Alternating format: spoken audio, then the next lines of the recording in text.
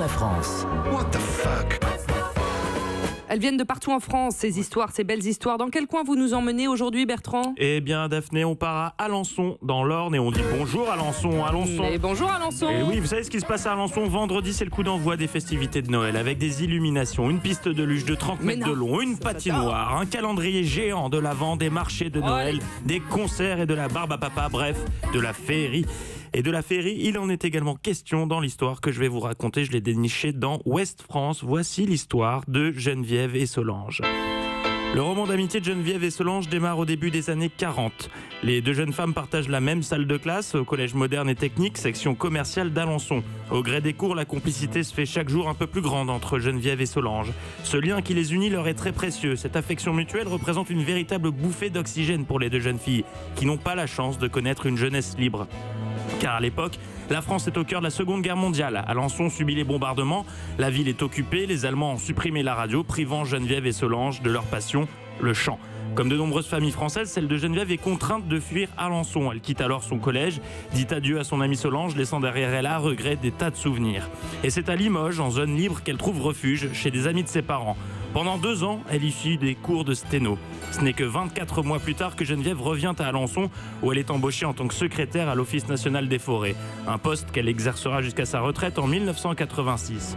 Durant toutes ces années, elle se demande ce que peut bien devenir son amie Solange. Mais impossible de le savoir puisque Facebook n'existe pas encore. La vie suit donc son cours. Geneviève se marie et donne naissance à 3 enfants. De son côté, Solange reprend le commerce de ses parents, en haut de la Grande Rue. Puis les années passent. 75 ans plus tard, Geneviève n'a pas perdu sa joie de vivre, mais elle est un peu diminuée. Une aide à domicile lui permet de rendre les tâches quotidiennes plus accessibles. Avec elle, elle discute de tout et de rien, mais aussi de sa passion qui ne l'a jamais quittée, le chant. Et il y a quelques jours, son aide lui parle de l'atelier de chant organisé par l'UNA, une association de services à domicile. Geneviève saute le pas et s'inscrit.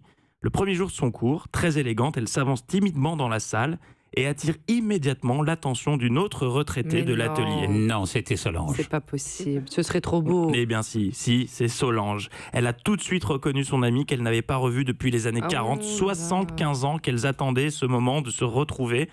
Mais comment ça s'est passé, ces retrouvailles ? Ça nous met un peu la chair de poule. Très bien, mais j'adore cette histoire. Et ce qui est très beau dans cette histoire, c'est que même si la mémoire de Solange et Geneviève leur fait défaut, elles ne se sont jamais oubliées l'une l'autre.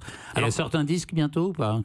Presque, parce que même si elles ont parfois du mal à se raconter leur vie, c'est en chanson que Geneviève et Solange échangent et partagent. Elles reprennent du Ferrat, du Brel, du Béard, ce qui me donne une furieuse envie de donner raison à Nicoletta qui disait « La musique, oui, la musique, je le sais, sera la clé de l'amour, de l'amitié. » La preuve, avec ce son capté par nos confrères de Ouest France, c'est Geneviève et Solange que vous allez entendre. C'est la romance de Paris, au coin des rues, elle fleurit. Ça met au cœur des amoureux un peu de rêve et de 75 ans après. C'est chouette. Merci pour cette belle histoire, Geneviève et Solange. Merci Bertrand Chameroy. Europe.